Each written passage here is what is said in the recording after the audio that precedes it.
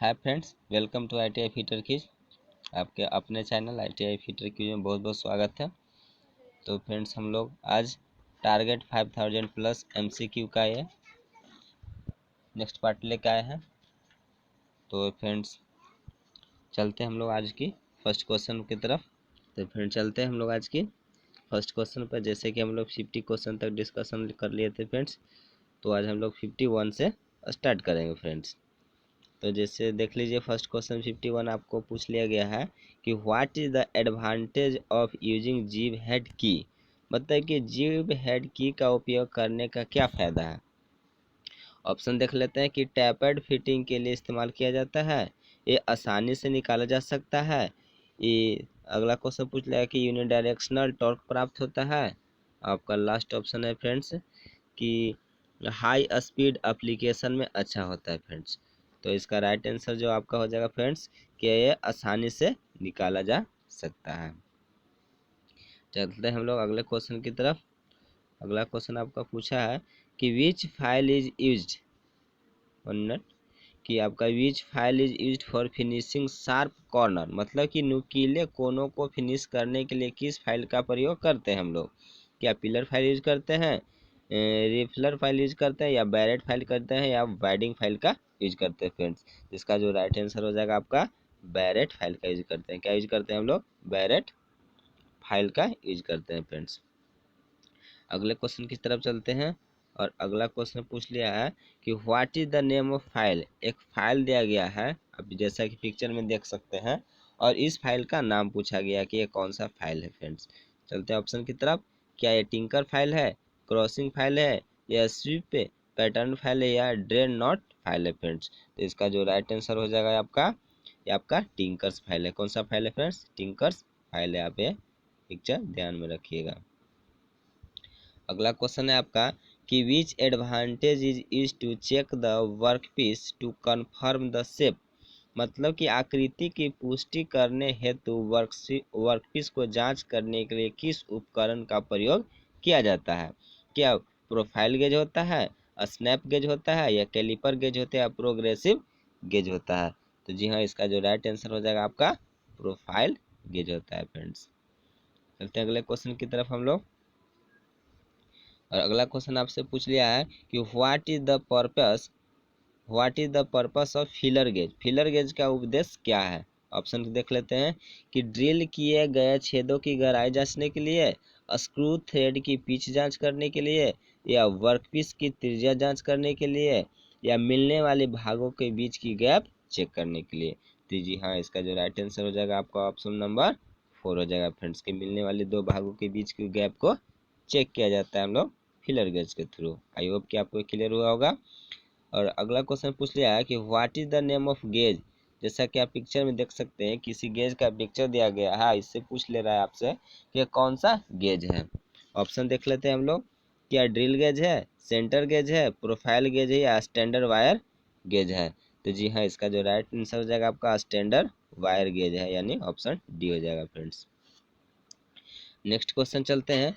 पूछा है कि बाहरी व्यास की जांच के लिए किस गेज का उपयोग किया जाता है। क्या plug gauge, plain ring gauge, या टेपर रिंग गेज, या प्रोग्रेसिव प्लग गेज होता है। तो फ्रेंड्स, इसका जो राइट आंसर हो जाएगा आपका ऑप्शन नंबर 2 हो जाएगा, प्लेन रिंग गेज हो जाएगा। क्या हो जाएगा, प्लेन रिंग गेज हो जाएगा फ्रेंड्स। अगले क्वेश्चन की तरफ चलते हैं और अगला क्वेश्चन पूछा है कि what is the act of joining the slip gauge together for building up size. मतलब कि आकार के निर्माण करने के लिए स्लिप गेजों को एक साथ जोड़ने की प्रक्रिया को हम लोग क्या कहते हैं। क्या ग्लेजिंग कहते हैं, पिनिंग कहते हैं, और अगला ऑप्शन देख लेते हैं हम लोग, या उसको लोडिंग बोलते हैं। क्या बोलते हैं, लोडिंग बोलते हैं, या रिंगिंग बोलते हैं। तो जी हाँ, इसको जो बोलते हैं फ्रेंड्स, स्लिप गेज को जोड़ने की प्रोसेस को हम लोग रिंगिंग बोलते हैं। क्या बोलते हैं, रिंगिंग बोलते हैं। फिर से याद रखिएगा। नेक्स्ट क्वेश्चन आपसे पूछा है कि what is the material is to make sine bar. मतलब कि साइन बार बनाने की किस मटेरियल का प्रयोग किया जाता है। क्या इनवार स्टील होता है, हाई स्पीड स्टील होता है, उच्च कार्बन स्टील होता है, या स्थिर क्रोमियम स्टील होता है। तो जी हाँ, इसका जो राइट आंसर हो जाएगा फ्रेंड्स आपका ऑप्शन नंबर डी हो जाएगा, यानी स्टेबलाइज्ड क्रोमियम स्टील, क्या हो जाएगा, स्टेबलाइज क्रोमियम स्टील का मेरा साइन बार बना होता है फ्रेंड्स। चलते हैं अगले क्वेश्चन की तरफ। 16 नंबर आपसे क्वेश्चन पूछ लिया है कि how the length of sine bar is specified, मतलब कि साइन बार की लंबाई कैसे निर्दिष्ट की जाती है। ऑप्शन है कि रोलर की बाहरी बिंदु की बीच की दूरी, अगला ऑप्शन है कि रोलर की आंतरिक बिंदु की बीच की दूरी, या रोलर्स के केंद्रों की बीच की दूरी, और लास्ट ऑप्शन देख ले फ्रेंड्स कि साइन बार के किनारों की बीच की दूरी। तो जी हाँ, इसका जो राइट आंसर हो जाएगा आपका रोलर्स के केंद्रों की बीच की दूरी, मतलब कि distance between centre point of roller. I hope कि आपको क्लियर हुआ होगा। और अगले क्वेश्चन की तरफ चलते हैं। अगला क्वेश्चन पूछ लिया है कि which one forms of hypotenuse of the triangular while the checking with the sign bar, मतलब कि साइन बार के साथ जांच करते समय कौन सा त्रिभुज ट्रायंगुलर कर्ण का बनाता है। मतलब कि जैसे मान लीजिए कि कोई टेपर जॉब था, इसको मापने के लिए हमें इधर से साइन बार लगाते हैं, ठीक है, 1 मिनट। मान लीजिए कि ये साइन बार का हाइट हो गया, ये मेरा आपका बेस हो जाएगा, इधर से हम लोग साइन बार लगाते हैं। सॉरी, ये स्लिप गेज है। तो इसमें आपसे पूछ रहा है यहाँ थीटा एंगल बनेगा फ्रेंड्स। तो पूछ रहा है आपका जो हाइपोटेनियस होता है, मतलब कि कर्ण होता है, वो क्या होता है, क्या सरफेस प्लेट होता है, या साइन बार की चौड़ाई होता है, या साइन बार की लंबाई होता है, या स्लिप गेज की ऊंचाई होता है। तो जी हाँ, जो हाइपोटेनियस होता है फ्रेंड्स, वो मेरा साइन बार की लंबाई होता है, मतलब कि साइन बार लेंथ, यानी ऑप्शन नंबर सी हो जाएगा। यदि परपेंडिकुलर के बात कर लिया जाएगा इस क्वेश्चन से, तो आप बताइएगा कि स्लिप गेज की ऊंचाई होता है इस साइड में, क्योंकि हम लोग स्लिप गेज लगाते हैं फ्रेंड्स। तो ये आपका हाइपोटेनस होता है, सॉरी परपेंडिकुलर होता है, इसको बोलेगा कि स्लिप गेज की ऊंचाई होता है। आई होप कि आपके क्लियर हुआ होगा। तो चलते हैं अगले क्वेश्चन की तरफ हम लोग। अगला क्वेश्चन आपका ये रहा, पूछा कि what is the effect of excessive application of abrasive compound in the lapping operation, मतलब कि लैपिंग ऑपरेशन में अपघर्षक कंपाउंड के अत्यधिक उपयोग की क्या प्रभाव पड़ेगा। मतलब एब्रेसिव ज़्यादा प्रयोग कर देंगे तो क्या हो सकता है।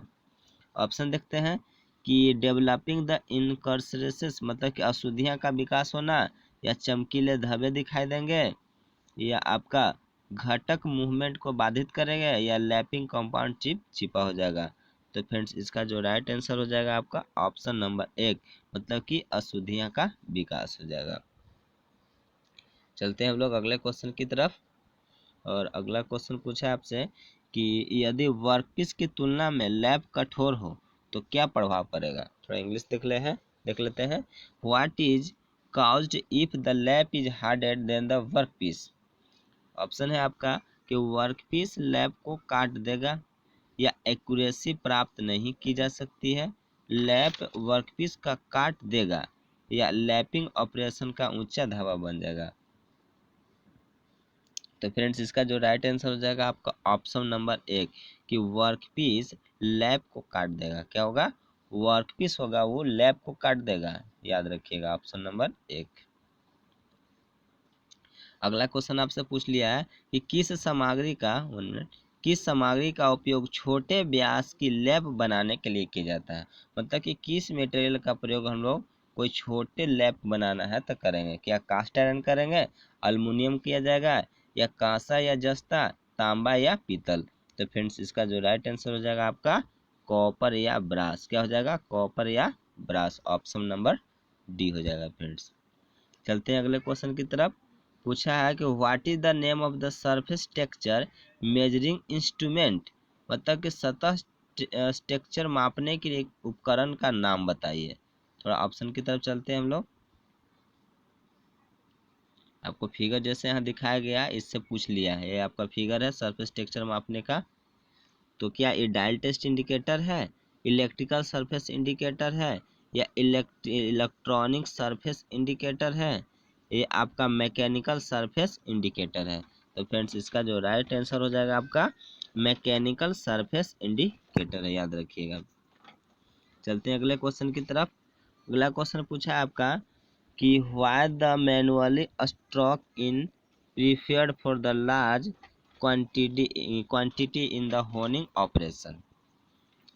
तो ऑप्शन देखते हैं, लागत कम करने के लिए, समय को कम करने के लिए, या कम टॉलरेंस रखने के लिए, या रख रखाव लागत कम करने के लिए।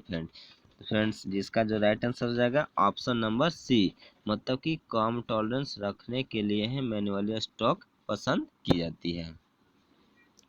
अगला क्वेश्चन आपसे पूछा गया है कि what is the purpose of hardening, मतलब कि हार्डनिंग करने का उद्देश्य क्या है। फ्रेंड्स ऑप्शन की तरफ चलते हैं, रिफाइन द स्ट्रक्चर, या increase the toughness, increase the cutting ability, या relieve the stress and stress. तो फ्रेंड्स इसका जो राइट आंसर हो जाएगा आपका इंक्रीज द कटिंग एबिलिटी। क्या हो जाएगा, इंक्रीज द कटिंग एबिलिटी, मतलब कि कोई मेरा टूल्स है जो किसी दूसरे धातु से हार्ड रहेगा तभी तो उस धातु को काट पाएगा। फ्रेंड्स इसीलिए तो हम किसी टूल्स को हार्डिंग करते हैं ताकि वो किसी दूसरे जॉब को वो आसानी से काट सके। फ्रेंड्स आई होप कि आपका क्लियर हुआ होगा। चलते हैं हम लोग अगले क्वेश्चन की तरफ। 68 नंबर पूछा गया फ्रेंड्स कि ऊष्मा उपचार की कौन सी विधि द्वारा किसी जॉब को मशीनीकरण और डक्टिलिटी को सुधार करेगा। थोड़ा इंग्लिश देख लेते हैं कि which method of heat treatment, मतलब कि हीट ट्रीटमेंट को वह कौन सा विधि है to improve the machinability and ductility the job, जिसके थ्रू हम लोग किसी जॉब की मशीनेबिलिटी और डक्टिलिटी को गुण को सुधारते हैं। बहुत अच्छा क्वेश्चन है। थोड़ा ऑप्शन देखते हैं, क्या एनलिंग है, हार्डनिंग है, या टेम्परिंग है, या नॉर्मलाइजिंग है। तो जी हाँ इसका जो राइट आंसर हो जाएगा फ्रेंड्स आपका एनलिंग हो जाएगा। क्या हो जाएगा, एनलिंग एक ऐसे ही ट्रीटमेंट का प्रोसेस है जिसके थ्रू हम लोग किसी भी जॉब की मशीनेबिलिटी और डक्टिलिटी को गुण प्राप्त करते हैं। फ्रेंड्स आई होप कि आपका क्लियर हुआ होगा। अगला क्वेश्चन की तरफ चलते हैं। पूछा है कि what is the disadvantage of flame hardening in the heat treatment process, मतलब कि हीट ट्रीटमेंट प्रक्रिया में फ्लेम हार्डनिंग का नुकसान क्या होता है या क्या है। थोड़ा ऑप्शन देखते हैं कि मोर डिस्टॉर्शन, मतलब कि अधिक विकृत हो जाता है, या लॉन्ग हार्डनिंग टाइम, या हार्डनिंग करने का समय ज़्यादा लेता है, स्मॉल डेप्थ ऑफ हार्डनिंग, या हार्डनिंग की गहराई थोड़ा कम होता है, not suitable for a small work piece, या छोटे वर्क पीस के लिए उपयुक्त नहीं है। तो फ्रेंड्स इसका जो राइट आंसर हो जाएगा ऑप्शन नंबर डी कि not suitable for the small work piece, मतलब कि छोटे जॉब के लिए यह उपयुक्त। चलते हैं फ्रेंड्स हम लोग अगले क्वेश्चन की तरफ। जैसे कि अगला क्वेश्चन पूछा गया है कि what is the name of the method in the metallic coating done by the rolling और drawing the layers of the metal on the base metal, मतलब कि बेस मेटल पर कोई मेटल के ही परतों को रोलर या लेयर्स खींचकर द्वारा उसको किया जा रहा है। तो धात्विक कोटिंग करने की विधि क्या कहलाएगा आपका, स्पेयरिंग कहलाएगा, या क्लैडिंग कहलाएगा, या इनामेलिंग कहलाएगा, या मोल्टेन मेटल बाथ कहलाएगा। फ्रेंड्स तो जी हाँ इसका जो राइट आंसर हो जाएगा फ्रेंड्स आपका क्लैडिंग कहलाएगा। क्या कहलाएगा, क्लैडिंग कहलाएगा। बहुत अच्छा क्वेश्चन है, याद रखिएगा। ऑप्शन नंबर बी इसका राइट आंसर हो जाएगा। फ्रेंड्स हम लोग अगले क्वेश्चन की तरफ चलते हैं। पूछा है कि which types of key used if the hub fully has to axially side on the shaft, axially slide on the shaft to come distance, मतलब कि यदि हब और पुली को अक्षीय रूप से कुछ दूरी तक शाफ्ट पर स्लाइड करना हो तो हम लोग किस प्रकार के की का प्रयोग करेंगे। फ्रेंड्स क्या फेदर की होगा, या फ्लैट सैडल की होगा, या सर्कुलर टेपर की होगा, या हॉलो सैडल की होगा। फ्रेंड्स तो जी इसका जो राइट आंसर हो जाएगा फ्रेंड्स आपका फेदर की हो जाएगा। क्या हो जाएगा, फेदर की, ऑप्शन एक। चलते हैं हम लोग अगले क्वेश्चन की तरफ। अगला क्वेश्चन जैसे आप देख सकते हैं पूछा कि what is the name of file, मतलब कि आपको एक फाइल दिखाया गया फ्रेंड, जैसा कि आप पिक्चर में शो कर सकते हैं, दिख सकते हैं, और इस फाइल का नाम पूछ लिया गया है। थोड़ा ऑप्शन देख लेते हैं, क्या एपिलर फाइल है, या वर्डिंग फाइल है, या आपका ड्रेन नॉट फाइल है, या स्विफ्ट पैटर्न फाइल है। फ्रेंड्स तो जी हाँ इस फाइल का जो नाम है फ्रेंड्स आपका वर्डिंग फाइल है। क्या है, वर्डिंग फाइल है। चलते हैं हम लोग अगले क्वेश्चन की तरफ। पूछा कि which nut protect the bolt and thread from the damage, मतलब कौन सा नट है बोल्ट के सिरे की चूड़ियों को नुकसान होने से बचाता है फ्रेंड्स? क्या वो कैप नट है, कैसल नट है, या स्लॉटेड नट है, या आपका नर्ड नट है? तो फ्रेंड्स इसका जो राइट आंसर हो जाएगा आपका ऑप्शन नंबर 1 कैप नट है। क्या है? कैप नट है, याद रखिएगा। नेक्स्ट क्वेश्चन पूछा गया है कि which grade slip gauge is used. जैसा क्वेश्चन पूछा है कि which grade slip gauge is used for the precision tool room application. मतलब कि प्रिसीजन टूल रूम में अनुप्रयोग करने के लिए किस ग्रेड स्लिप गेज का प्रयोग हम लोग करते हैं? क्या ग्रेड 00, ग्रेड 0, ग्रेड 1 या ग्रेड 3 फ्रेंड्स? तो फ्रेंड्स इसका जो राइट आंसर हो जाएगा ऑप्शन नंबर आपका सी हो जाएगा, यानी ग्रेड फर्स्ट का प्रयोग हम लोग टूल रूम में करते हैं फ्रेंड्स, याद रखिएगा। अगले क्वेश्चन की तरफ चलते हैं। अगला क्वेश्चन पूछा है कि which material is used to make slip gauge block. मतलब कि स्लिप गेज ब्लॉक बनाने के लिए किस मटेरियल का प्रयोग किया जाता है? क्या टूल स्टील होता है, या लो ग्रेड स्टील होता है, या high grade steel with the low metal thermal expansion होता है, या हाई कार्बन स्टील होता है? तो फ्रेंड्स इसका जो राइट आंसर हो जाएगा ऑप्शन नंबर आपका सी, कि हाई ग्रेड स्टील होता है, साथ में जिसका कि थर्मल एक्सपेंशन बहुत ही कम होता है फ्रेंड्स, याद रखिएगा ऑप्शन सी राइट आंसर है इसका। नेक्स्ट क्वेश्चन पूछा है कि which operation is perform with the fine abrasive particle. चलते हैं फ्रेंड्स हम लोग सॉरी नेक्स्ट क्वेश्चन पर। पूछा गया था आपका कि which operation is perform with the fine abrasive particle. मतलब कि महीन अपघर्षी कणों का उपयोग किस ऑपरेशन में करते हैं? फाइलिंग में, लैपिंग में, स्क्रैपिंग में, या पॉलिशिंग में? फ्रेंड्स इसका जो राइट आंसर हो जाएगा ऑप्शन नंबर आपका 2 हो जाएगा, लैपिंग में। कहाँ प्रयोग करते हैं? लैपिंग में। चलते हैं अगले क्वेश्चन की तरफ। पूछा है कि नॉर्मलाइजिंग करने का उद्देश्य क्या है? क्या ऐड कटिंग एबिलिटी, या डेवलप हाई हार्डनेस, या इंक्रीज वियर रेसिस्टेंस, या remove the stress and strain? तो फ्रेंड्स इसका जो राइट आंसर हो जाएगा आपका कि remove the stress and strain, option number D right answer हो जाएगा। अगले क्वेश्चन की तरफ चलते हैं। पूछा है कि which structure of steel content the 0% carbon. क्या फेराइट होता है, पियरलाइट होता है, स्टेनाइट होता है, या सीमेंटाइट होता है? तो फ्रेंड्स इसका जो राइट आंसर हो जाएगा ऑप्शन नंबर आपका फर्स्ट, यानी फेराइट। चलते हैं फ्रेंड्स हम लोग अगले क्वेश्चन की तरफ। अगला क्वेश्चन पूछ रहा है कि what is the method of surface hardening. Picture जैसे आप देख सकते हैं कि एक सरफेस हार्डनिंग का मेथड है, तो वह कौन सा मेथड है? क्या नाइट्राइडिंग है, केस हार्डनिंग है, फ्लेम हार्डनिंग है, या इंडक्शन हार्डनिंग है? तो जी हाँ, ये हार्डनिंग का मेरा इंडक्शन हार्डनिंग का पिक्चर है फ्रेंड्स। अगले क्वेश्चन की तरफ चलते हैं। पूछा है कि विच टाइप्स ऑफ की is used for transmitting the high torque on the both direction of rotation. मतलब कि डायरेक्शन ऑफ रोटेशन के दोनों तरफ हमको टॉर्क को ट्रांसमिट करना है, तो वहाँ कौन सा की का प्रयोग करेंगे फ्रेंड्स? ऑप्शन थोड़ा देख लेते हैं हम लोग।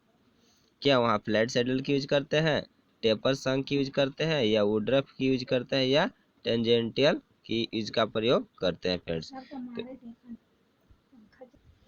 तो जी हाँ, इसका जो राइट आंसर हो जाएगा फ्रेंड आपका डी हो जाएगा। हम लोग फेदर की का, टेंजेंटियल की का प्रयोग करते हैं फ्रेंड्स। तो फ्रेंड्स आज के लिए इतना ही, फिर हम लोग मिलते हैं अगले वीडियो में। यदि अच्छा लगा हो तो लाइक सब्सक्राइब करें, अपने दोस्तों के साथ शेयर करें, और अभी तक यदि इस चैनल पर आप पहली बार विजिट किए हैं तो सब्सक्राइब बटन को दबा कर आप सब्सक्राइब कर लें, अब बेल आइकन घंटी को प्रेस कर लें ताकि नेक्स्ट वीडियो की इन्फॉर्मेशन मिल सके friend. Thanks for watching and